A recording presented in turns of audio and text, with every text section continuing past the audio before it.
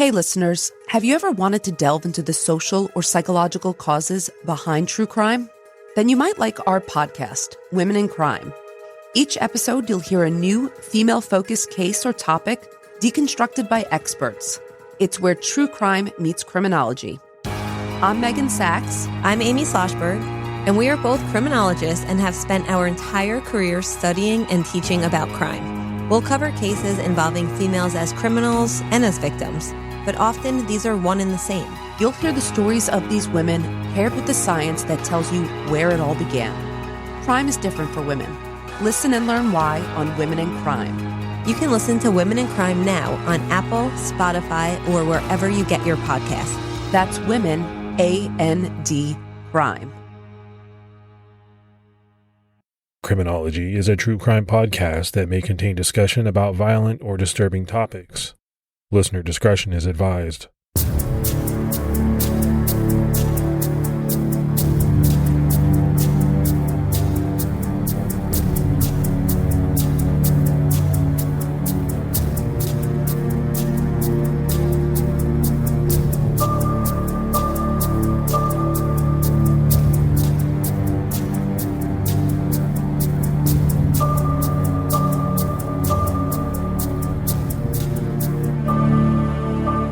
Hello, everyone, and welcome to episode 333 of the Criminology podcast. I'm Mike Ferguson.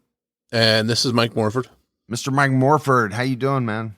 I'm doing good. I'm enjoying my November morning here. Went out to take in the sunrise this morning and try to get some fresh air. And every once in a while when I walk out in November out to the backyard, I think it's going to be like that Jersey cool fall air, and it's not. So that always takes a little getting used to. Yeah, we've actually been uncommonly warm up here. We've had our windows open in November, which is a little unheard of, but it's been unseasonably warm. And I'll take it. Better than freezing. Yeah, absolutely. All right, let's go ahead and give our Patreon shout outs. We had Pink, and I do not know if that's the singer or not. I'm going to say probably not. And Sarah Cloutier. So great new support. We really appreciate it. Yeah, thank you so much to everybody that takes the time to support the show. It really helps us out. For anyone else that would like to, you can do so by going to patreon.com/criminology. All right, we're jumping right into this week's case, and we're covering an especially shocking and brutal murder of a 74-year-old woman in her home. This is a case that has gone unsolved for over 3 decades. In this episode, we called on trained criminologist Dr. Lee Mellor, who worked on this case to help us understand it and the crime scene a little better. Dr. Mellor also helps us try and get into the mind of someone that would do something like this. You'll hear from Lee throughout this episode. We're talking about the 1993 murder of Stephanie Coyle. Arnold, Pennsylvania is located about 30 miles northeast of Pittsburgh in the western part of the state. It has a population of just under 5,000 people. According to niche.com, due to its low crime rate, it's classified as a very safe place to live. That's why what happened there in 1993 has left residents there shocked and frightened to this day. On Friday, July 16, 1993, 74-year-old Stephanie Coyle, who lived on 4th Avenue in Arnold, didn't show up to the New Kensington Senior Center, where she was a volunteer 5 days a week. Stephanie always showed up, and she was always on time, ready to start at 8 in the morning. After 2 hours with no word from Stephanie, her supervisor at the senior center began to worry and called and asked that her landlord go and check on her. Her landlord, Louis Moley, who was 79 at the time, understood the implications of someone Stephanie's age suddenly dropping out of contact with those around them, so he headed right over. At the time, Stephanie was living in a garage that had been converted to a 1-bedroom apartment. Her landlord, Louis Moley, lived in the main house on the property, closer to the street. Just minutes after being alerted to a possible situation with Stephanie, he entered her apartment. It was silent. She didn't answer when he called out to her. When he opened her bedroom door on the apartment's 2nd floor, he spotted her. Stephanie was lying face down on the floor of her room, completely undressed.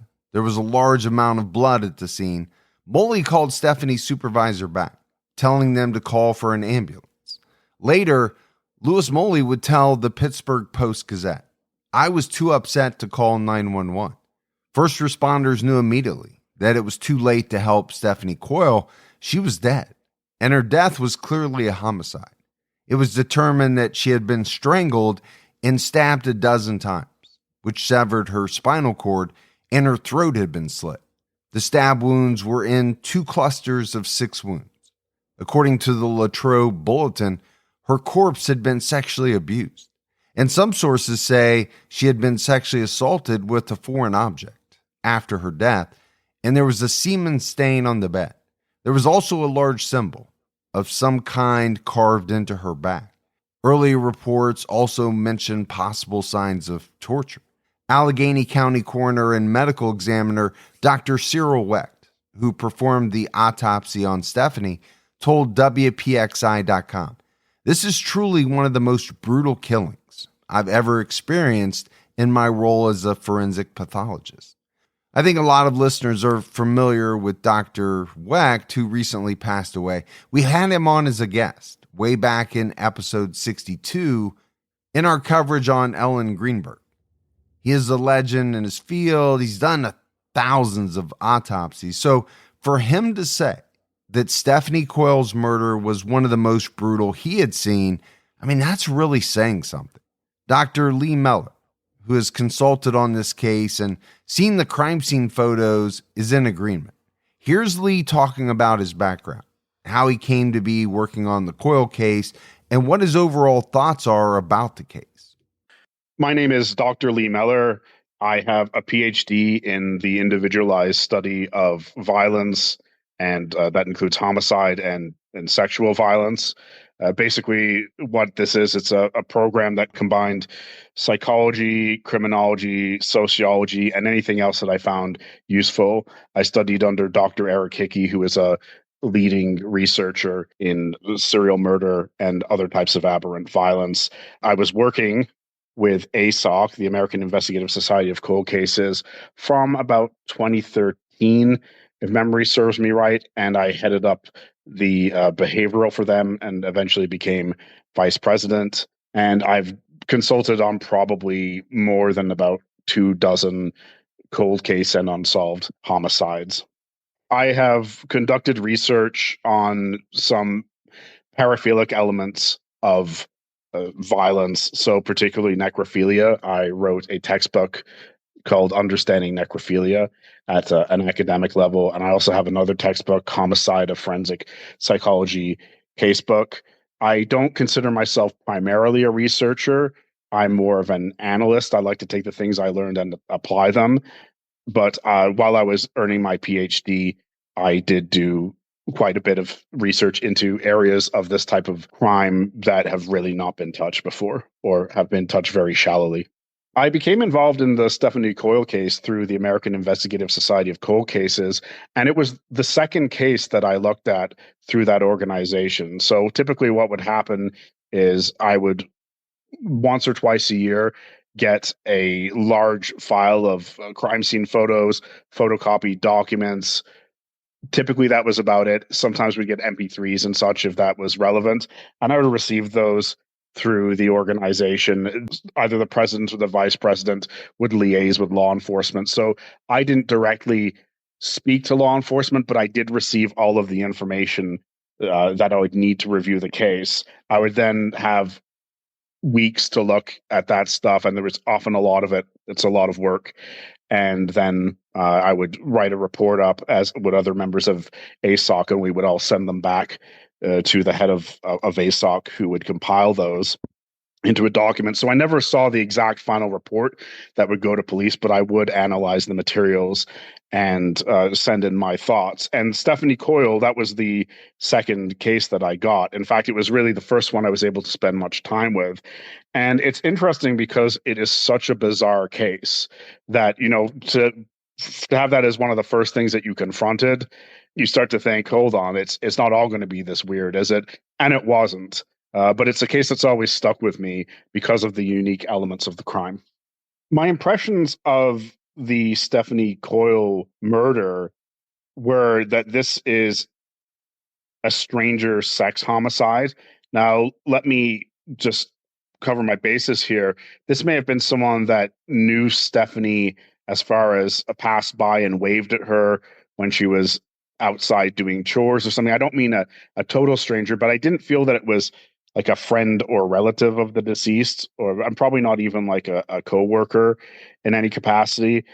What I was struck with is it reminded me of some other crimes I'd seen where it looked like the killer was most likely a habitual burglar, a young man, and was probably on drugs or dealing with some kind of quite serious mental illness above and beyond psychopathy, which I think psychopathy is strongly indicated too. But I'm talking about something like a psychotic disorder like schizophrenia or something lesser in that orbit.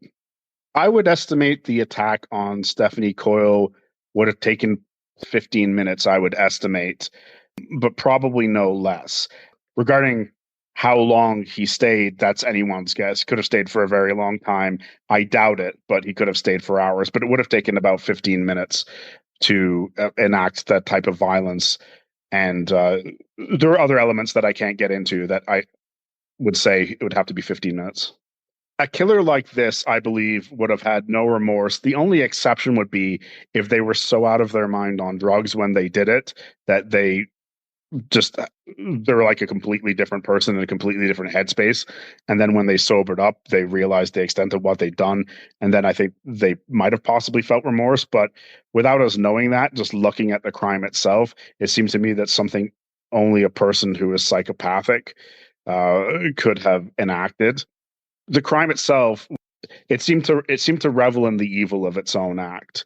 It seemed to say there to me was an element of humiliating the victim, which you only really see in psychopathic type murders. I saw absolutely no indication that there was more than one person involved, and the bizarre nature of the crime, based upon my experience, leads me to believe that it was almost certainly one individual, because two or more people would not have. You'll see in groups of people sometimes sadism, cruelty, torturing or berating or bullying of a victim. But when you get into the more bizarre things like necrophilia or strange types of mutilation, in my experience, that tends to be the work of a solo offender. And the type of violence I saw in the Stephanie Coyle crime was indicative in that way. Former Arnold Police Chief Willie Weber told WPXI.com that there wasn't a fight or any sign of a struggle. In fact, Weber says it looked like she kind of surrendered and said, "Do what you want to do. Leave me alone and get out of here." Private investigator Ken Maines, who later worked on this case, believes that the killer placed Stephanie where she was found because the throw rug beneath her wasn't bunched up at all. The entertainment stand next to her body had picture frames on top of it, and nothing had been knocked over. You would think that either Stephanie or the killer would have bumped into it during a violent attack, but yet nothing was disturbed. Maines revealed that there was blood on the tops of her feet, her ankles, and her inner thighs, and speculated that she was standing when she was attacked. By the way, if Ken Maines sounds familiar to you, it may be because he was our guest in episode 96, the case of Gail Matthews and Tamara Burkheiser. So investigators were tasked with trying to establish a motive. Why would someone target the 74-year-old? It doesn't seem like the perpetrator was there to rob Stephanie. Police Chief Weber said there was no ransacking of her apartment whatsoever, and there were still items in the house that a normal burglar would have taken. Ken Maines says that Stephanie's purse and a safe deposit box with some important documents inside of it were lying on her bed, which was unmade, like she had recently woken up and gotten out of bed. This almost felt like someone had tried to stage a burglary gone wrong. Nothing appeared to be missing from her purse or the safe deposit box. 2 bloodhounds were brought in to help authorities with their 4-block canvass, looking for any discarded evidence or a possible murder weapon, but they turned up nothing. The landlord also reported that when he entered the apartment, the front door, which is the only door to the apartment, was locked. The interior door was open. It was July, a warm month, and Stephanie kept her windows open since they had screens in them. He said he was able to get inside the home because the outer screen door had a 3-inch slit in the screen, and he was able to stick his fingers through it and unlatch the hook. All the window screens were intact. It's unknown how the killer entered and left the apartment. Some of the windows would have required a ladder to access, especially because the screens would have had to be placed back into the window frames. The door is the most likely point of entry, with the killer using the slit in the screen to unlock the door just as the landlord did. Why he took the time to lock it behind him is unknown. Stephanie used a hearing aid, which she was not wearing at the time of her murder. So however the killer entered, she possibly didn't hear him. And, the locking of the door by the killer is certainly odd, but since Stephanie's landlord made entry into the apartment prior to calling 911, he's the only one who has said it was locked. And the only way the killer didn't lock the door behind him or replace a window screen is if the landlord was mistaken or lying. Some people have been suspicious of landlord Louis Moley since he was in the main home on the same property and didn't see or hear anything unusual. Now, it's not mentioned what his physical condition was at the time, but he was 79 years old. Stephanie's apartment was up a set of stairs. She was stabbed a dozen times, apparently gently placed where she was found, sexually assaulted, and had her throat slit. That's all pretty physically demanding, making it unlikely that Louis Moley had anything to do with her murder.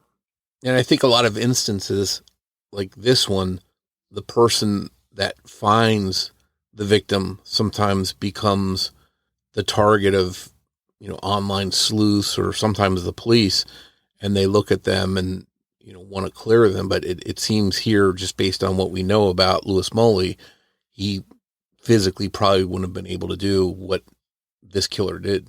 Yeah, I mean, it makes sense that he would definitely at least be looked at. He lived there. He was able to access the apartment without a key to check on her. So it makes sense that people, might be a little suspicious. But, at 79 years old, is that to say that he couldn't have done it? No, but I think the word unlikely applies in this situation. Stephanie's son Dan was on the golf course when he received a call from his brother-in-law. Until then, it had been a great day golfing. Someone from the golf course staff rode up in a golf cart and alerted him to an emergency call. He rushed to return the call to his brother-in-law, who told him that Stephanie was dead. Dan was heartbroken at the news, but his first instinct was that she had died of natural causes, something like a heart attack. They had just had dinner together 2 nights earlier when she stopped by his house, and she seemed fine. But Dan was told that his mother was actually murdered, and he broke down in disbelief. And I think more to find out that your elderly mother has passed away, that would be devastating news. But to find out that she was brutally murdered in the way that we described and sexually assaulted, that would be, even tougher to handle. I think there's no doubt he'd be in shock, and I don't know if his first thoughts were who did this or who could have done this, or if he even went that far. Maybe he was just dealing with the grief of that news and didn't even think about who might be responsible. Detectives wanted to re-examine the timeline of Stephanie's last hours. She was last seen alive at 4:30 in the afternoon on July 15th, when her landlord saw her arrive home and go inside alone. After entering her home, nobody she knew saw or heard from her. Next, police focused on the strange symbol carved into Stephanie's body.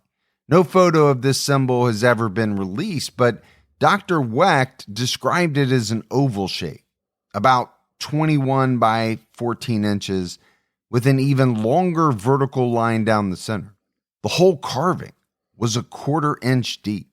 Ken Maines has described the symbol as starting up near the neck and going all the way down to the lower back.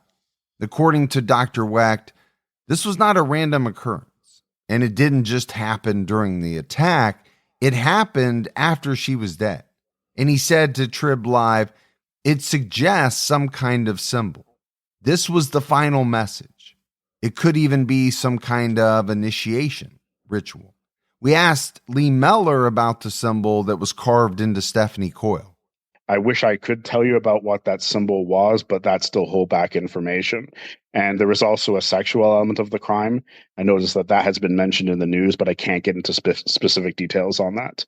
I believe the carving was done post-mortem. The symbol in Stephanie's back was identifiable. It resembled something. It was something that was very deliberate and looked like it had some thought to it. It wasn't random. The carving in Stephanie's back was quite large. You couldn't miss it. It wasn't like a few nicks. It was like a large portrait. When I saw the symbol carved into Stephanie's back, it didn't make me think that it was anything about Stephanie, that it was somehow illustrating or bringing up a relationship between the perpetrator and Stephanie, or expressing anything about Stephanie in particular. It came across to me as maybe something more like a calling card, or like a very strange kind of picaristic doodling. So that's what made me think that the perpetrator could either be on narcotics or could have been psychotic. And this was almost like taking something that was going on in his disturbed psyche and manifesting it onto the body of the deceased.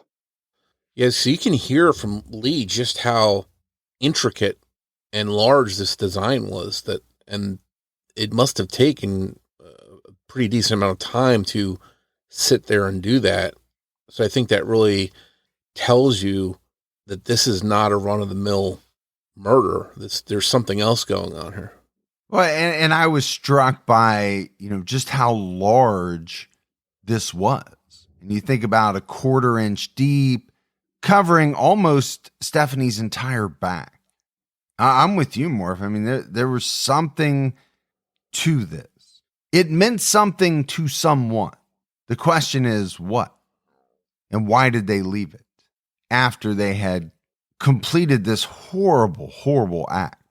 Yeah, it almost sounds like something that you would see in like a movie like Seven or something like that, some kind of horror movie about some deranged killer.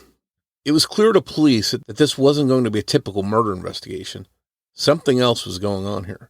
Murders were not something they saw often in Arnold, Pennsylvania, especially one like this. As details about the murder got out, understandably, residents became afraid and worried that there was a killer living amongst them. Former Police Chief Ron Hopkins told Trib Live of the investigation, "Time works against you in this matter. They knew that they needed to solve this case, and they felt the pressure." With no arrests, it didn't take long for locals to begin talking amongst themselves, and rumors began to spread. There were many rumors about who was responsible for Stephanie's murder. Locals recall hearing about a resident of a halfway house who may have been responsible. Stephanie's family heard that she won almost $1,000 playing bingo, and that someone may have targeted her for her winnings. Her son-in-law told TribLive.com that the bingo story wasn't her because she hated bingo. There were also rumors that there were multiple parties being thrown that night in the homes that backed up to the same alley that Stephanie's apartment did, with lots of people coming and going, and that perhaps one of those partygoers killed Stephanie. It's not clear how closely police looked into the rumors or what they found, if anything. But before anyone knew it, Stephanie's case was cold. And we said right up front, more if this is a pretty small town, 5,000 residents or so, a low crime rate. So any murder is going to be shocking to that type of community, but a murder such as this is really going to start the rumors flying. And it sounds like it did. Yeah, I imagine the residents there had to be nervous, and we talk about, doors starting to get locked and extra security measures being taken. Some people go out and buy guns, and it wouldn't surprise me if that kind of stuff started to happen in this town, not just because they had a killer on the loose, but they had a killer that was capable of doing something above and beyond and very heinous. 20 long years passed with no arrest in Stephanie's murder. Then, in 2013, Stephanie's son Dan announced a $90,000 reward for anyone who came forward with information about her murder. This was an additional $80,000 over what had been previously offered. Dan offered this reward because, as he told TribLive.com, he felt sure that there were people out there living who know who did it, and figured it might be too much to pass up for one of those people. He said if nothing's got them to come forward yet, then maybe money will. The higher reward was offered for a period of just 1 year, putting additional pressure on those with information to act quickly. But despite that large amount of money, no arrests were made. Police Chief Willie Weber retired from the Arnold Police in 2015, though he continued part-time work at another police department in 2018. Members of Students Conquering Cold Cases, a club at the University of Pittsburgh, were tasked with researching and analyzing Stephanie's murder. Nicole Coons, a former student who founded the Students Conquering Cold Cases in 2015, told Pitt Magazine, "We're not trying to go back and do what law enforcement did. We're trying to think of a new direction. It was a new way to look at the case with fresh eyes and to try and crowd sleuth it, but the group, like police, to that point had no luck in solving the case." Stephanie's son, Dan, never imagined that after over 3 decades, the identity of his mother's killer would still be a mystery. When she was killed, he thought investigators would be hot on the trail of the suspect, and an arrest would come quickly. He told Trib Live, "You figure a few more days, you'll find this guy real quick. You just expected them to call you and say they got the person." Dan wants authorities to release more information to the public. No photo of the marking carved into Stephanie's back has ever been made available, so anyone who might recognize it visually, but not when described vaguely by third parties, might not even be aware that they have information in this case. There wasn't even a publicly available description for many years. The vague term symbol was used in the press. While investigators always tried to hold back some piece of information to distinguish false confessions from the real deal, after so long, Dan Coyle told Trib Live, "What harm could it possibly do? The case isn't solved as it stands, so you kind of have to ask, realistically, what's the worst that can happen? The case stays unsolved?" Dan added, 20 years of silence has gotten us nowhere. It's time to release all the facts so more people can hopefully come forward," explaining why he feels that more information is the right call. Former Chief Willie Weber, who was one of the officers who worked the case on day one, has always noted the lack of a clear motive for Stephanie's murder. In 2019, Weber, who had become chief of the Arnold Police Department by that point, wasn't any closer to knowing why Stephanie was targeted. He told WTAE.com, "What stands out in this case is I have a woman who to this day, I can't find anybody who will tell me anything bad about. Stephanie's son, Dan, has experienced the same frustration, telling WPXI.com, we went through our minds hundreds of times, just trying to see if she has any enemies. We couldn't come up with anyone."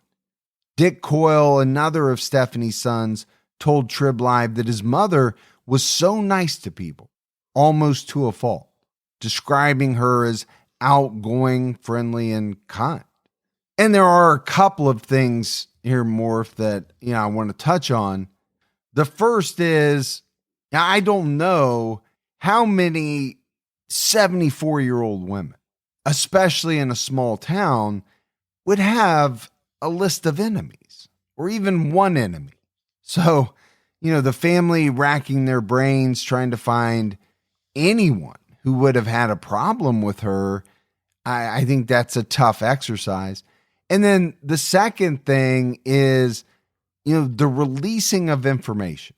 I get it. Early on in an investigation, please hold things back, right? Somebody comes in to confess or give information. You need a way to kind of weed out or figure out who's telling the truth, who's lying, who's making stuff up. But, as the years go by, and especially when you're talking about 20 years going by, at what point do you make the decision that the risk is worth the reward to release something, especially something as big as this symbol. Could somebody recognize it? I kind of think back to the Zodiac case. And to be honest with you, the symbol did kind of remind me of the Zodiac symbol. Obviously, it had a vertical line, but not a horizontal line. It wasn't exactly the same, but there's a chance somebody out there could recognize it. Yeah, and I don't think we're suggesting that they put an actual crime scene photo, because that would probably be too gruesome, but you think they'd be able to recreate it in some kind of drawing or artist rendition of the symbol, so people might be able to look at it and remember somebody that maybe drew symbols like that. In the early 1990s, the crack epidemic began to make its way to the outskirts of cities, including areas like Arnold, Pennsylvania. Although the community had been safe and relatively crime-free, Stephanie lived in a section that quickly seemed to be the area where most of the town's crimes occurred. But despite the uptick in crime, Stephanie didn't want to leave her home. Her son Dick told Trib Live she wasn't afraid of anything, even when they started hearing rumors about how rough things were getting, and about how there were drugs coming into the neighborhood. Her family tried to convince her to move, but she liked where she lived and wouldn't leave. Stephanie's daughter-in-law, Barbara, told Trib Live that they tried to tell Stephanie how unsafe it was to live there and get her to move somewhere safer. But Stephanie loved the community, and she loved her friends. She wasn't going to leave. Her friends were important to her, as she had suffered many losses in her life. She wasn't about to willingly give anyone up by moving away. And let's not forget, Morf, that she volunteered 5 days a week. So you have to imagine that was a huge part of her life. And by all accounts, Stephanie was a strong and independent woman who had endured a lot. In 1960, when Stephanie was 41 years old, her husband took his own life after he was diagnosed with cancer. Many years later, a man she was dating suddenly died during a Christmas Eve dinner. Even at 74, she continued to date and stay active. Her son-in-law, George Williams, told Trib Live she never saw herself as elderly. She was still independent enough to live alone and drive a car, though she was in good shape and usually walked to work. She also still enjoyed going bowling in the evenings. Chief Willie Weber told Trib Live Stephanie walked right through the projects on her way to the Al Kiske Senior Center in New Kensington every day, and she had apparently never encountered a problem. He added, "We couldn't find anyone who she ever had an issue with on her way in." Weber recalled that in every other murder case, you can find someone who says something negative about the person that gives you a direction to go in. Some argument they had, some bad interaction, but with Stephanie Coyle, there was nothing. No one, not one person, could say a negative thing about her life. Not one person remembers her having an argument or problem with anyone. I think, as the chief said, not having a person that had an argument or a beef or something along those lines, it eliminates the chance of finding someone with a motive. And when you can't find someone with a motive, or even what the motive is, it's hard to make an arrest. So I think the police were really swimming upstream here with this case. Yeah, it sounds like they just had very little to work with. It's the who and the why in this case that continue to stump investigators. One theory that Dr. Cyril Wecht had is that Stephanie's killer may have been under the influence of hallucinogenic drugs at the time of the attack, which is why it doesn't make a lot of sense. Former Police Chief Hopkins told Trib Live, "The circumstances were so unique, there was a strong indication this would be repeated, something serial in nature. But fortunately or unfortunately," he says, "it never did reoccur. It's fortunate because it meant there wasn't another victim who was brutally killed, and no shockwave of grief was sent out to their loved ones.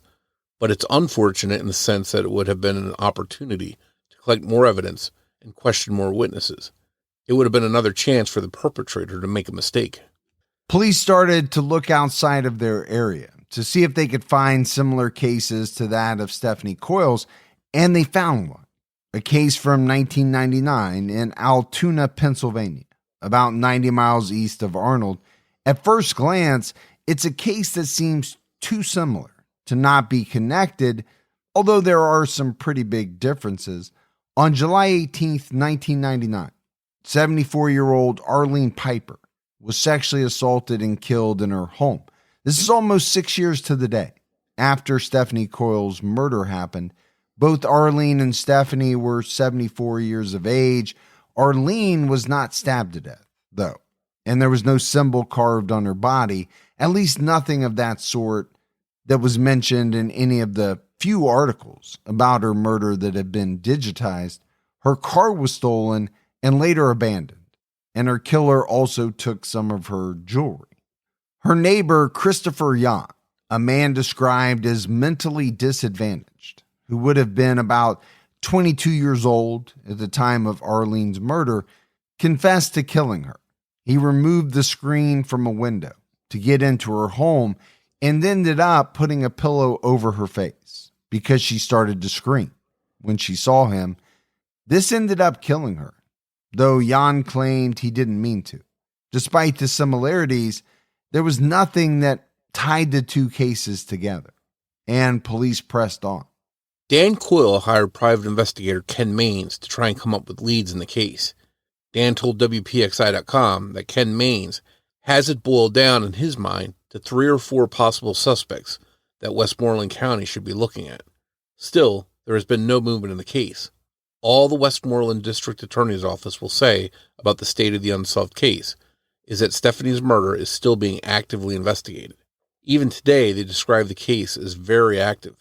According to Ken Maines, on that last visit Stephanie made to Dan and Barbara's house just 2 days before she was found dead, she mentioned to them that she had heard neighbors' dogs barking around 5 a.m. for the last 3 mornings in a row. Maybe someone had been watching Stephanie or prowling near her home for a while, causing the dogs to bark. Ken Maines identified a few suspects who not only lived near Stephanie's apartment, but according to WPXI, were heavily involved in devil worship. 2 male adolescents living nearby that Maines used pseudonyms for were questioned the day after Stephanie's murder. One of them recalled hearing the sound of someone running and maybe tripping in his backyard at precisely 3:43 a.m., which Maines found odd. The man claimed to have looked at the clock and remembered the time, but it caused Maines to dig further. And he found some things that didn't sit right with him, but that he never seemed to elaborate on. The 2 men who Maines called Jeff and Steve were apparently into devil worship, whatever that actually means. He says they own the Satanic Bible. One of these 2 men happened to have a brother who was one of the 2 men arrested for the November 1989 murder of Dolores Donati in Arnold. When you look more closely, though, Dolores's and Stephanie's cases are not similar. Donati was the manager of a bank, making robbery the likely motive. It was obvious that there had been forced entry. A rock had been thrown through the window in the storm door at the back of the home. There were no signs that Donati had been sexually assaulted. She was beaten to death with a glass lamp, not strangled or stabbed. She had also been left partially clothed, and no symbols had been carved into her body. The 2 brothers, one of the ones who owned the Satanic Bible and one of the ones convicted of killing Donati, lived just across 16th Street from Stephanie. Yet another person who knew the 2 male adolescents, Ken Maines calls this person Ed, was the only one of this group that he could get a hold of during his investigation. He says this man was also involved in devil worshiping and lived just down 4th Avenue from Stephanie. Apparently, groups of young people would use the alley, which Stephanie's apartment backed up to, on their way back and forth to each other's homes every night. Maines says this man has what he called guilty knowledge and was expecting to be called about Stephanie's murder someday. Though Ken Maines admits that it would be more obvious if Stephanie had been stabbed in 3 clusters of 6 for 666, he still wonders if it could have been some kind of ritual. Now, we've talked about crimes before in which there was thought to be a satanic connection, mostly cases from the 80s, when satanic panic was prevalent. But since this case does involve a weird symbol carved into a body, we wanted to get Lee's thoughts about a satanic or cult angle to this case to see if there could be one. There was nothing about the symbol on Stephanie's back that evoked anything satanic. So the symbol itself was not something that you would link with Satanism or devil worship or anything like that. However, it was a specific type of symbol. So the best I can put it to is, you think of like a pentagram. It already exists in our collective imagination. I'm not saying it was a pentagram. It wasn't a pentagram, but something like a pentagram exists in our collective semiotic understanding. And it was something like that, in that it was an identifiable symbol. Although at the same time, this is where you have to kind of hedge your bets a bit. I don't know that it was necessarily referencing anything specific. I don't know that they were trying to communicate anything specific. I think it might have been just an aesthetic expression. I'll give you an example of what it was like. If someone carved a hashtag into someone's back, you could go, oh, it's a hashtag. But you could also go, oh, it's like a tic-tac-toe thing. Or it could be just two vertical lines and two horizontal lines going through them. It could have a different meaning depending on who's interpreting it and which interpretation you choose to go with. And also that interpretation might be just entirely misleading, because like in the hashtag example I gave you, it could be that someone just did two vertical lines and two horizontal lines going across, and there was no more meaning than them actually doing that. Maybe they got some sort of a kick out of doing that, or maybe they felt that they should leave some kind of mark or communication, but they didn't actually have anything to say.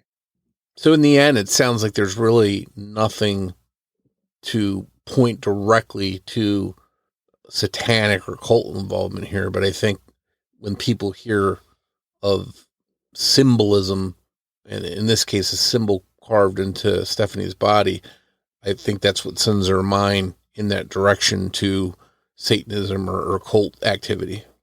No, and I actually don't blame people for that.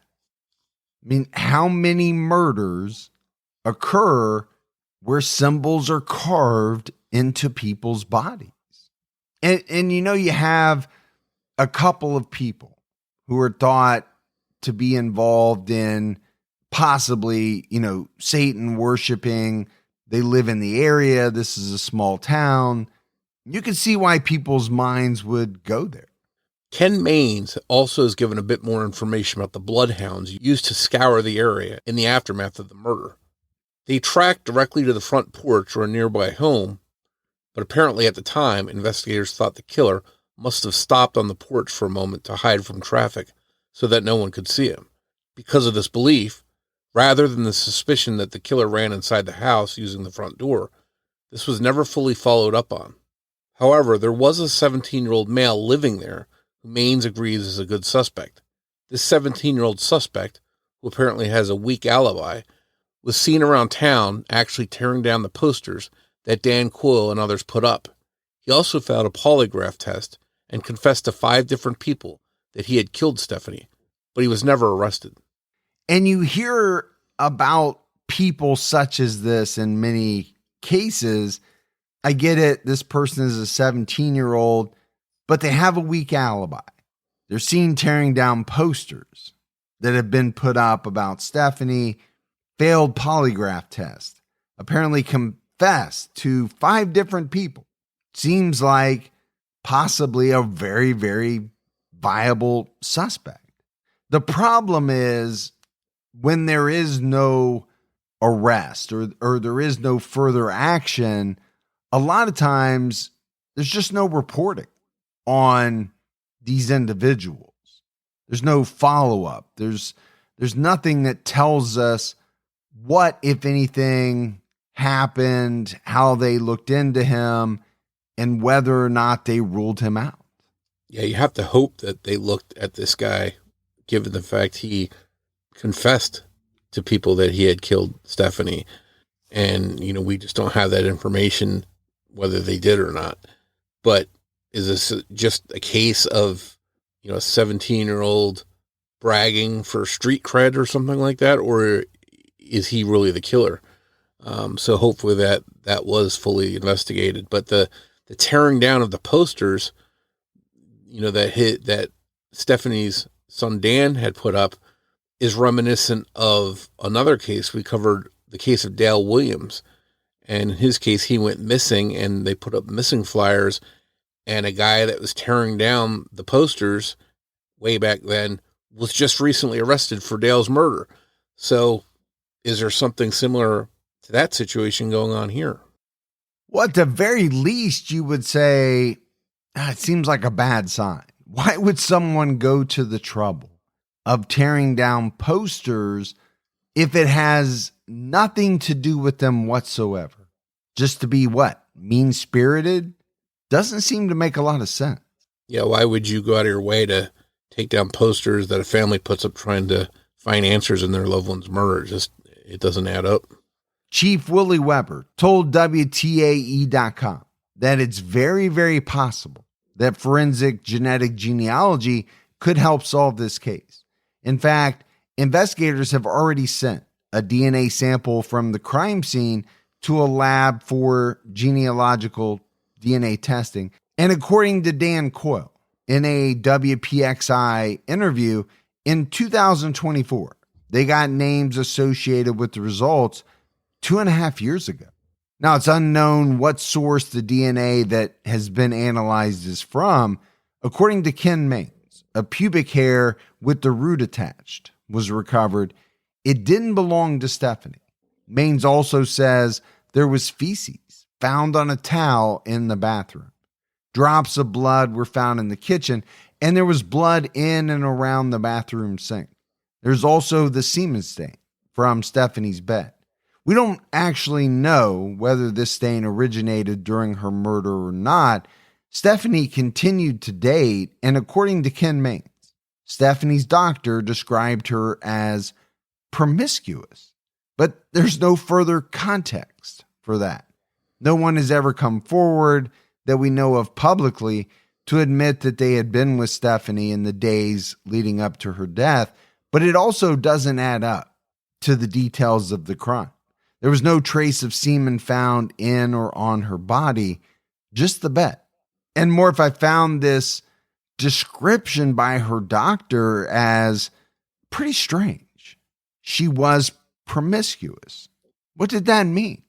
That she had an active sex life at the age of 74? Why not just say that?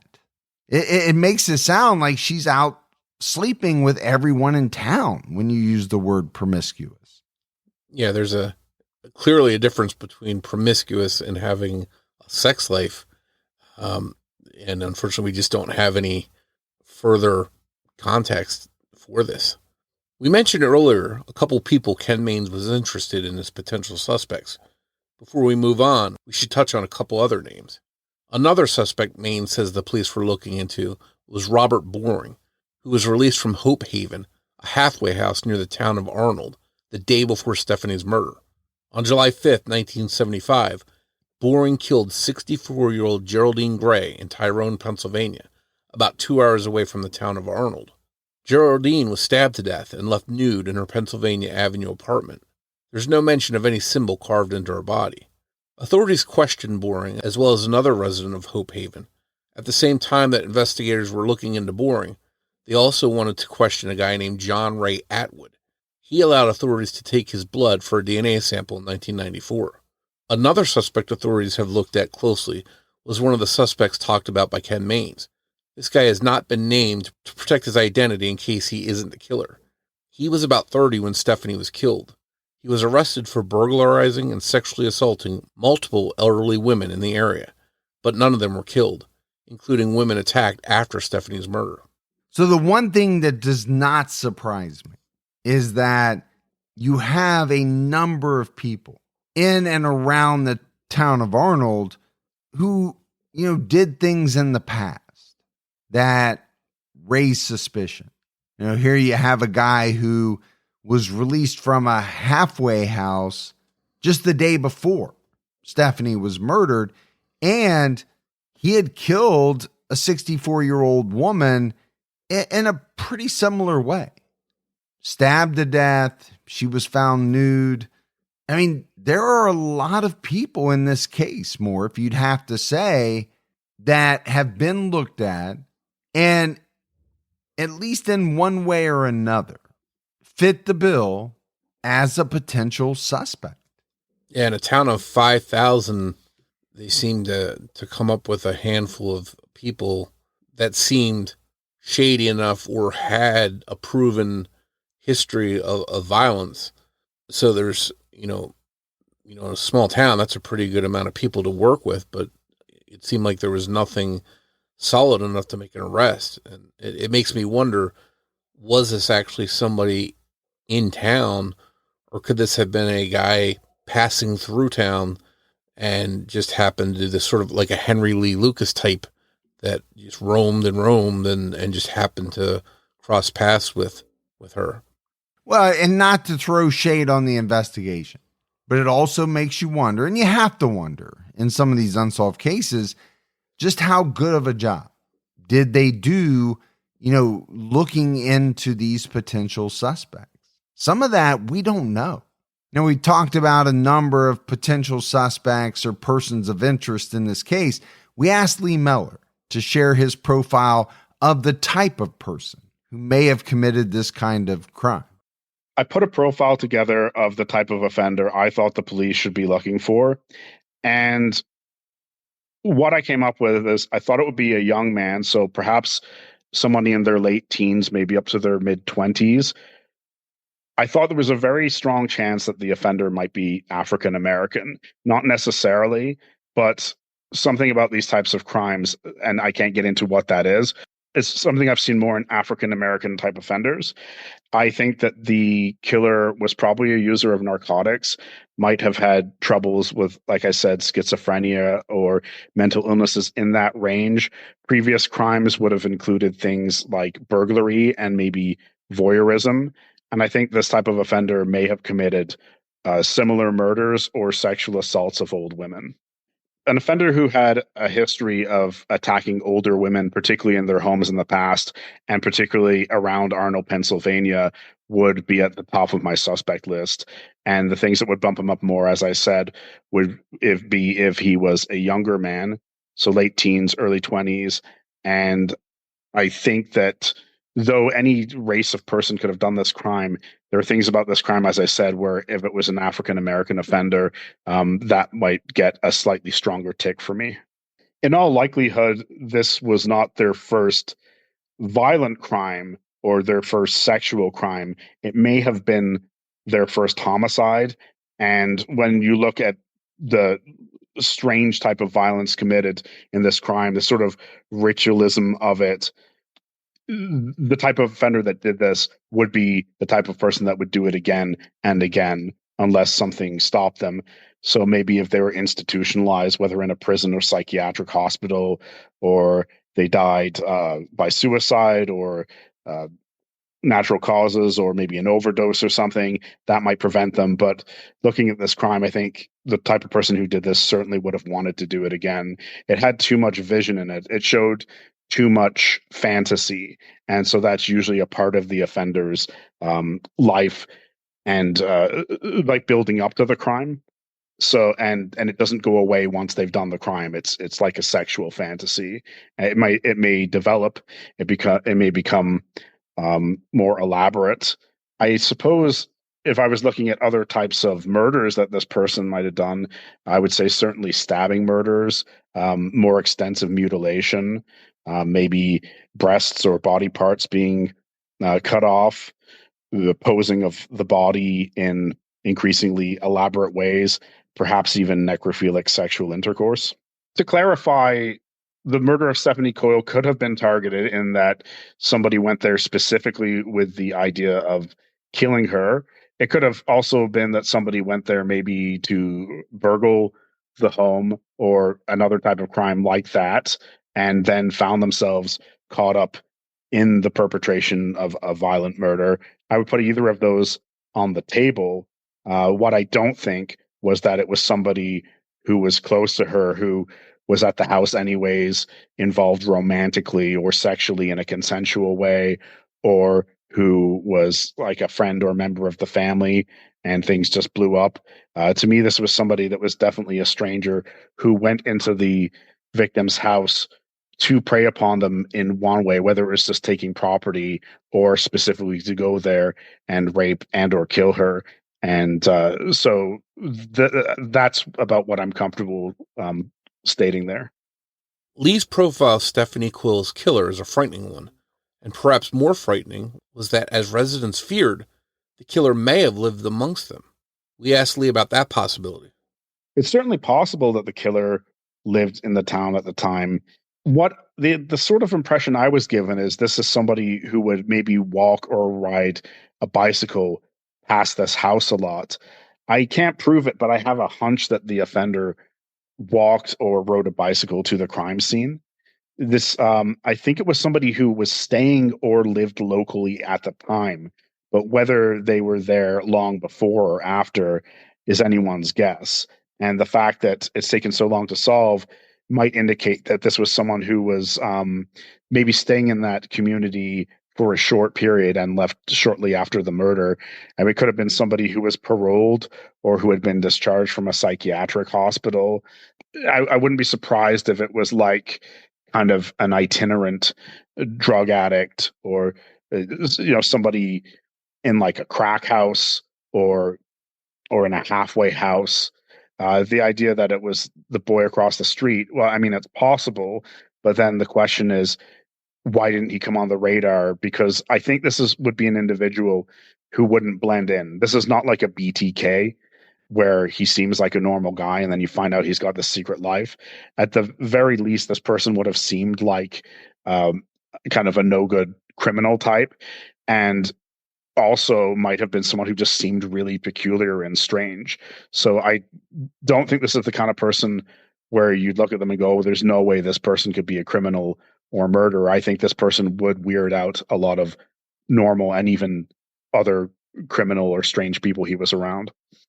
One of the biggest issues in this case, as explained by investigator Ken Maines to WPXI, is that the symbol is the biggest clue that we have, yet it may mean nothing at all.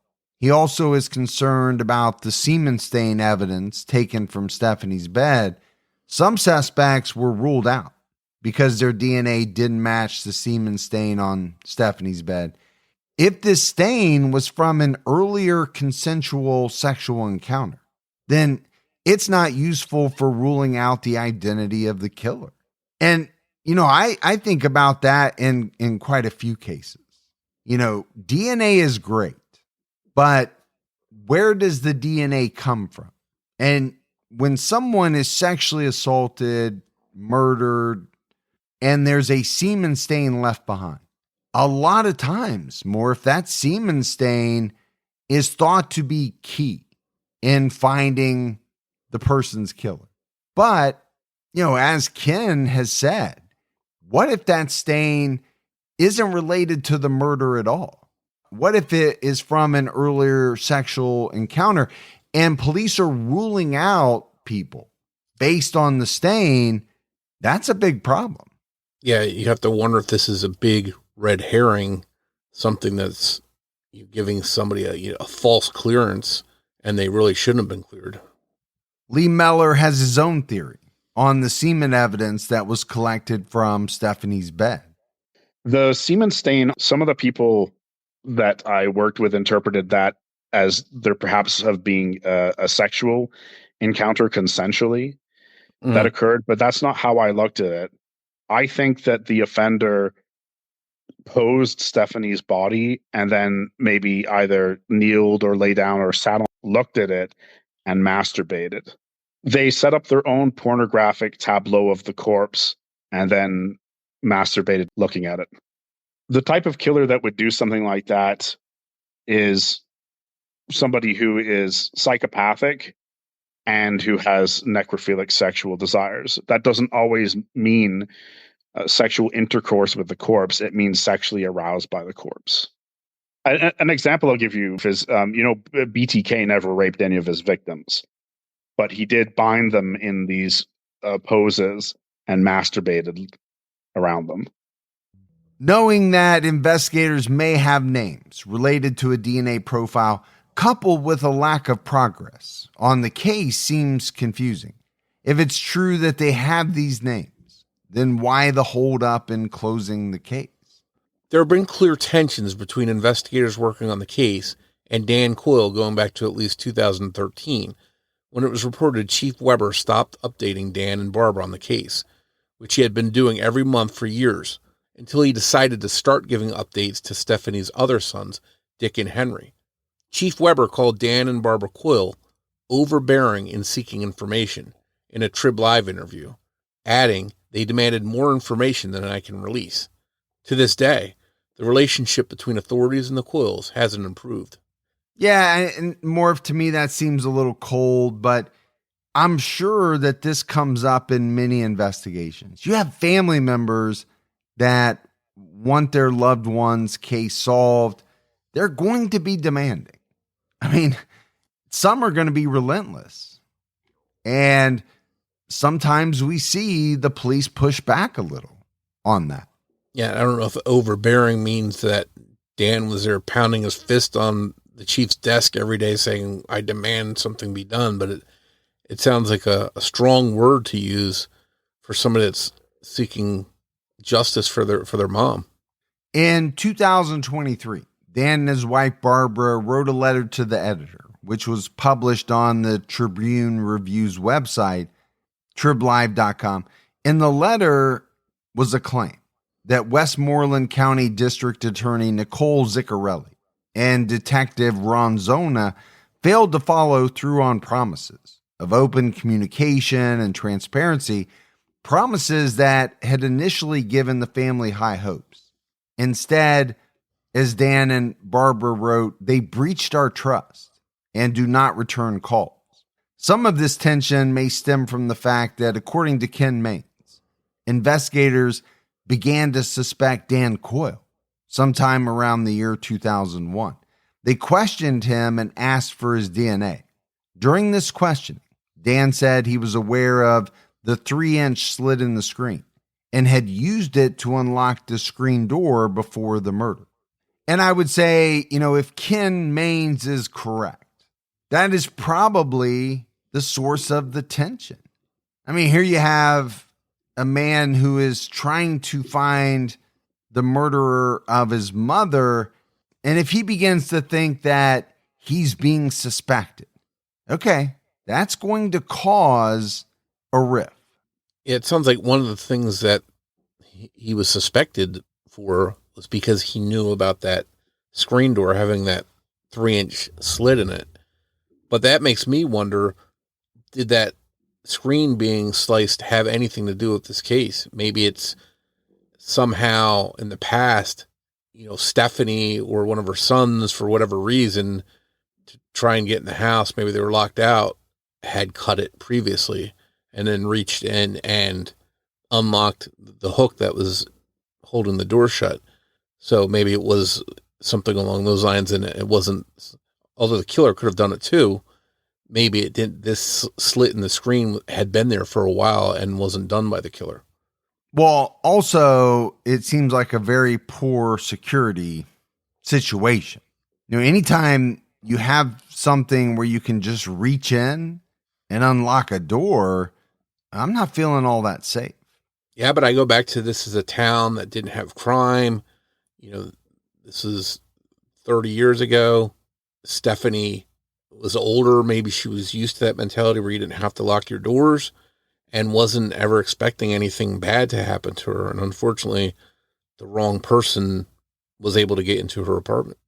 This year, District Attorney Nicole Ziccarelli announced that DNA from up to 10 unsolved cases would be analyzed by Othram Labs in Texas, thanks to a $50,000 state grant. However, Stephanie's murder was not one of these cases. Since she was murdered, Stephanie's son, Dan Coyle, has tried to keep the case in the public eye. He told WPXI, "I'm trying to keep people not forgetting about it." Every single year on July 16th, Dan used to put up flyers around the town of Arnold, advertising a $10,000 reward for information that brings about the arrest of a suspect. Dan doesn't put up flyers anymore, but the reward still stands. Dan is still hopeful his mom's case will be solved. It's not so much for himself that Dan had continued to work to get this case solved. It's more about keeping his word to his mother. He told CBS News, "I made a promise to her when she was laying in that coffin in the funeral home, saying, I will never give up." He keeps going, knowing an answer may never come, because he promised his mother that he would. He told Trib Live, "As long as I'm still breathing, I'm not going to give up on it." The family also holds out hope that maybe the killer will one day confess. Dick Coyle, hoping his mom's killer would hear his words, told Trib Live, "If you have any human qualities left and you have conscience, really consider letting this family know what you've done and accept the consequences in this life. If you have a heart, give this some thought and turn yourself in. Maybe you will alleviate or mollify or lessen the consequences in the afterlife by doing this." Dan Coyle has also appealed to the suspect, saying, "Put yourself in our position. You have a mother and father. You had to have a mother and father. If someone did this to your mother, what would your feelings be?" And more, if I get these types of appeals, is there a chance that the killer could hear this or read this and it'd make them come forward? Yes, there's a chance. But I think more often than not, this goes against any sense of self-preservation that a killer would have. And my thought is that sense of self-preservation outweighs their conscience, their thoughts about alleviating the pains of the family, everything. They don't want to go to jail. They don't want to pay for their crimes. And I think there's a pretty good chance that the killer may have heard Dan's pleas. If he was a resident of that town and never left, maybe still there today, in such a small town, he probably is aware of Dan Coyle's plea for him to come forward and has chosen not to. Dan has expressed to WPXI that the pain of such a brutal, senseless loss is understandably never ever going to go away. He says it would definitely help if it was solved. Former Chief Willie Weber wants to see the case solved too. He said, "I always said when I started working in 1981 that I'd never let the job become personal. This is personal." 3 years before he did finally retire, Weber hinted at just how personal the case was for him, saying to Trib Live, "If we can get a conviction, maybe we'll get some closure for the family, and maybe I can think about retiring." All three of the quote-unquote devil-worshipping youths are apparently the top suspects on Ken Main's list, followed closely by the 17-year-old who lived in the home where the bloodhounds alerted. It's been said that FBI agents in the behavioral analysis unit had a difficult time even creating a profile of the predator, but in 2008, 2 retired profilers looked at the case and thought that the killer was most likely familiar with the neighborhood and may even still live in the immediate area. All 4 of the young suspects would likely fit this profile. Sadly, it appears that there was a rift created in the Coyle family after years with no answers. When Stephanie's daughter, Sally Williams, passed away, her obituary made no mention of Dan Coyle, only Henry and Richard. Dan and Barbara mentioned in an interview with Ken Mains that they hadn't spoken to Sally for many years before her death in 2022 because she refused to participate in the investigation any further after investigators asked Dan for his DNA. She decided it would be less painful to move on, never known, than to hold her breath waiting for an answer, seeing those she loved accused and hurt even more. If you have any information about the murder of Stephanie Coyle, please contact the Arnold Police Department. You can reach them by telephone at 724-339-9663 if you want to make an anonymous report, but stay eligible for the $10,000 reward. You can call the Pennsylvania Crime Stoppers toll-free at 1-800-4PA-TIPS. Thanks again to Dr. Lee Mellor for his input in this episode. You can find out more about him and his work at leemellor.com. Also, be sure to check out Ken Main's coverage of this case on his YouTube channel, Unsolved No More. So, Morf, as we wrap this one up, obviously this was a very brutal murder of a woman who, by all accounts, was leading a good life, had no known enemies. Her doctor made that strange statement that she was promiscuous. And that still stands out to me as a strange thing to say. Now, maybe she still did, even at the age of 74, have an active sex life. And maybe that accounts for the semen stain that was found. But, there's a lot going on in this case. And quite frankly, I thought there were a number of potential suspects or persons of interest in a town as small as Arnold. Yeah, I think if this case happened in a major city like Philadelphia, Boston, San Francisco, it doesn't seem like it would be as shocking. It seems like it might get lost in bigger cities like that. But here in this small town where nothing like this ever happened, this really jumps out. And what was done to Stephanie, the brutality of it, the strange symbol, just makes for a really bizarre mystery. But maybe this is one that, will be solved sometime here in the near future. I'm really hoping so, because, you think about the FBI profile and, for how much stock you put into those, it depends. Some people do, some people don't. But them saying that, this is a person probably familiar with the area, could still live there.